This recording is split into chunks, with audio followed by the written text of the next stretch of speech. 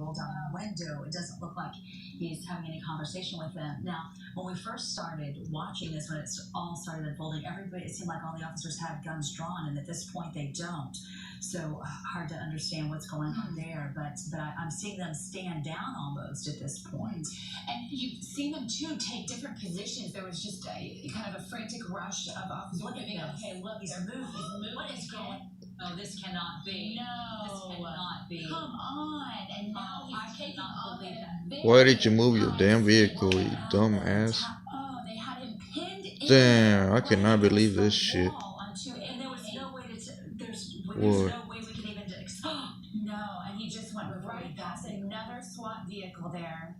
There was no way to even understand why that officer would have wanted to move that vehicle unless he was trying to get the SWAT vehicle closer to it. But this guy was just waiting to make his You just move. made a mistake. He pounced quickly on that. They ain't cops ain't having that shit. Weren't able to respond quick enough to trap him again. All right, now he's getting over into the left-hand lanes again. This is the fastest we've seen him travel now since that rear tire was blown out. He's just about on his rims. Yep. It looks like officers are being a little more aggressive. No, no, duh. They were supposed to be aggressive from the beginning. Attempt another pit maneuver here to get him Damn, to stop. this is gonna get worse You're before it getting gets better. closer to downtown and closer to what is going to be more of a traffic nightmare. So officers are really having to probably move ahead, get in advance, and try to get out traffic at a standstill. This is right at 288 and McGregor now. So you're right near the zoo, near the museums. All right, Oh, here we go. The police just rammed him again. All right, now he's still trying to go. That was No, do another not move one your of damn those pit vehicles. maneuvers, the second one at least that officers have used in this chase. That's the bomb squad getting out of that white truck right now. You can see officers once again, this is at least the fifth or sixth time they've gotten out of their vehicle and have taken cover, weapons drawn, trying to get this driver out. And he's getting out. It's opening now for the first time since the and it closed again.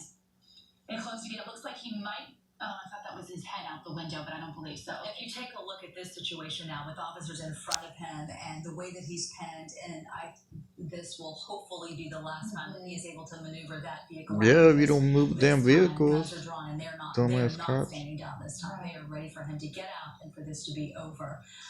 We do not know what started this in the first place. All we are told is that it was considered to be a felony stop. We would assume that would be considered to be a serious crime, perhaps, that was performed before all of this started, about an hour and a half ago. Officers have done everything they can to put this to an end. He has What a SWAT team over and over again with trick moves, and it's just been one surprise after another with this guy. And this is the McGregor exit right now, the northbound lanes of 288. He tried to take that McGregor exit. We saw this end for, what would you say now, Melissa, the 10th time with another pit maneuver by Houston police. And it looks like now he's pinned right between a police car and a bomb squad unit. It doesn't appear that he can go anywhere now. But again, we said that the last time, and he proved us wrong. He's continued to outsmart in terms of trying to get away. Okay, now the driver's side, and it closed again. And we've seen that over and over throughout this chase. They're getting closer to him right now. And the dog is. And it looks like they're approaching the vehicle. They're opening the door, and they're taking him out. He's gonna get your ass beat, boy. And it looks like they're handcuffing him right now. There's a number of SWAT officers and the bomb squad right there to take him down. And it looks like they're pulling the canine officer away because he is barking and he is just ready to help them out and just ready to take his job very seriously and is taking his job seriously. And now it looks like they have him in handcuffs and they're pulling him away. And they have to be asking so many questions now. We have so many questions to ask about what happened and who this guy is and what he was doing. We saw him earlier. It looked like trying to get something out from under his seat, and we don't know if he was dancing or moving around oddly in his car. But there's just been some weird stuff happening. There is such a sense of relief on this scene right now. These brave men and women here in law enforcement from a number of different agencies have spent the past hour and a half just carefully trying to get this to come to a peaceful end. And this is the exact type of resolution that they want to see in these cases, when no one from the public gets hurt, when when they've got this guy in custody so they can bring the charges against him. And they've just got to be feeling so thankful right now that this is finally over. And you take a look at all the officers walking up and seeing how many people it took to make this happen.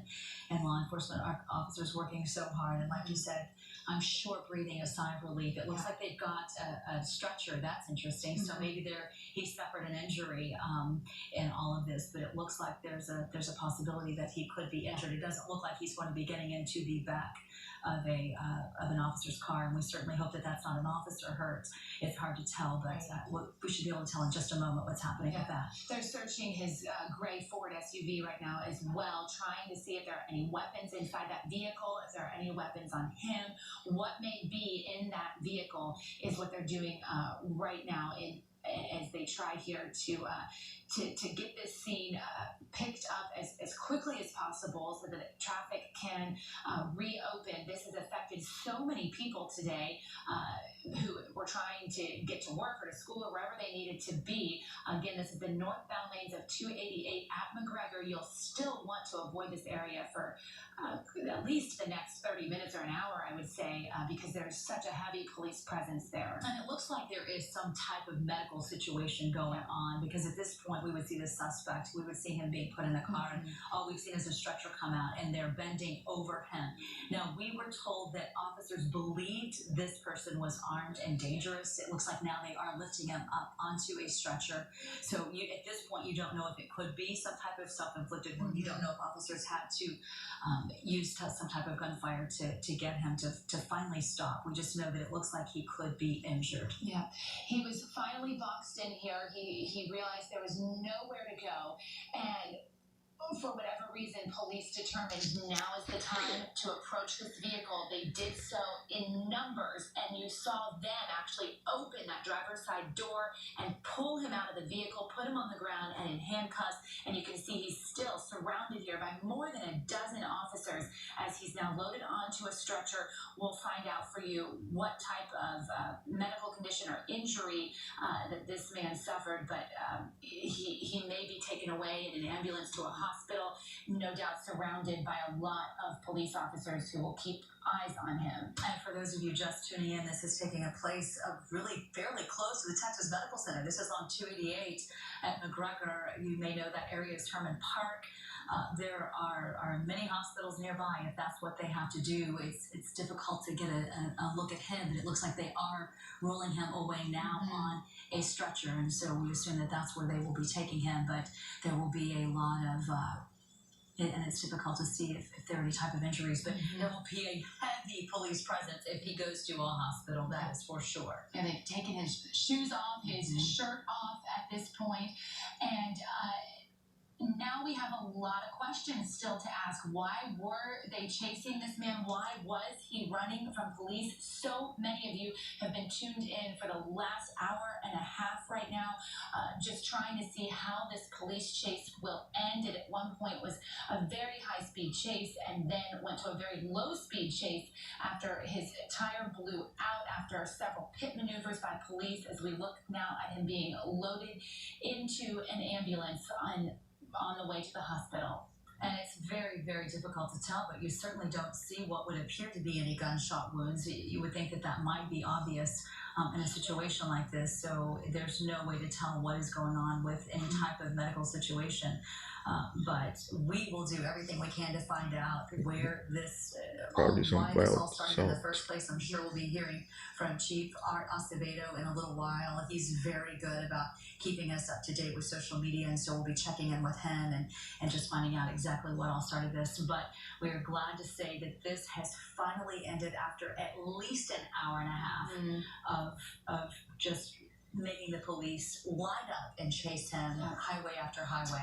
And it was such a wild end. It was almost it was almost just a strange end, how those armed SWAT officers pulled up to him and then had to open the door and physically take him out. That they must have realized at some point that they would be able to do that, and they were very brave going up to that car and pulling him out. But this was such a strange police chase in that